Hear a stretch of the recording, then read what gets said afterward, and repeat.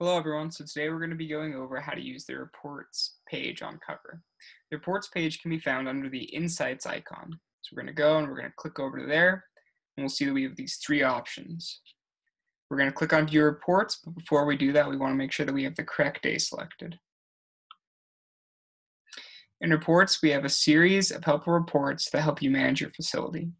The first is nursing employees working overtime this week. When we click on it, it's going to bring up employees that are scheduled to go into overtime.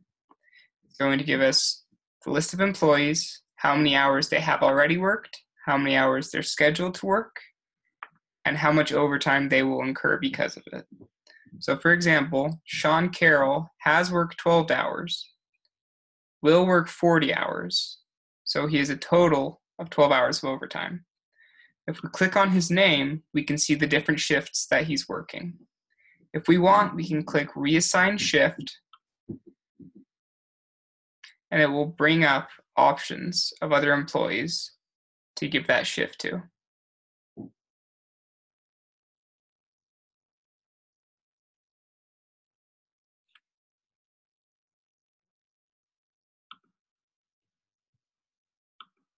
Okay. The next report is nursing employees working past their scheduled times this month. For this report, it gives the employee, and then it gives the amount that they were scheduled, and then the amount that they actually worked. If we click on Patricia Stout, we see that she was scheduled for 3 hours and 30 minutes, but her actual was 12 hours and 19 minutes. Therefore, there's an 8-minute and 49-minute variance. This variance is calculated up here. So click out of it. We'll go on to the next report. Next one is employee license and certifications. So our system, if you put in this information on the employee profile page, we have the ability to make a report for you that brings up your employees that have a license/certification that will expire within the next couple months. And you can click this text button and it will send them a reminder that it is expiring and they need to get it renewed. We already went into the all open in-app shifts in the next 30 days in a previous video. If you want to learn more about that, you can go and look at the to-do list video. This report is called the current FDA needs for the next 6 weeks. What this does is it looks at each department and the shifts within the department and looks at the total of hours that we want and the total amount of hours that are scheduled. So for example, if we go and we click on Nursing Direct and we click on CNA Day 8, what we'll get is we have 364 hours scheduled, but our goal is to have 378 hours scheduled. Therefore, we would need to hire about half of a full-time employee to meet our target goal. The next report is early employee check-ins for the past 7 days. So for example, if an employee comes and he's consistently checking in early every day, we compile a report based on the shift time that it's scheduled to start and when he's actually checking in. So for example, Sean Carroll looks like he is checking in about 30 minutes early every day he comes to work for a 7 a.m. shift.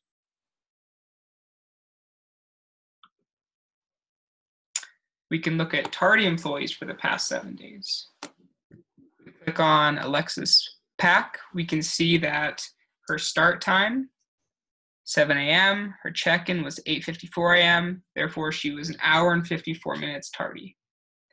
Or 8 a.m. is her start time, her check-in time was 9 a.m., so the difference was 1 hour. The next report is employees who missed lunch breaks in the past 30 days. We are currently creating this report and it will be uploaded and ready for you to use soon. The next report tracks all stars earned by employees in the past 3 months. If we click on it, it'll give us the amount of stars that your employees have earned within the last couple months. This can be used for incentive purposes or reward purposes as your facility dictates. For example, when we look on here, we'll see that Brenda Goddard, within the last 30 days, has had 5 stars. She's taken shifts that had stars attached to them.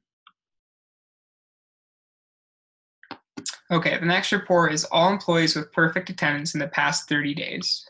If we click on this, what this gives us is the employees who have not been marked absent for shifts they were scheduled for the last 30 days. And it just gives us a list of their names.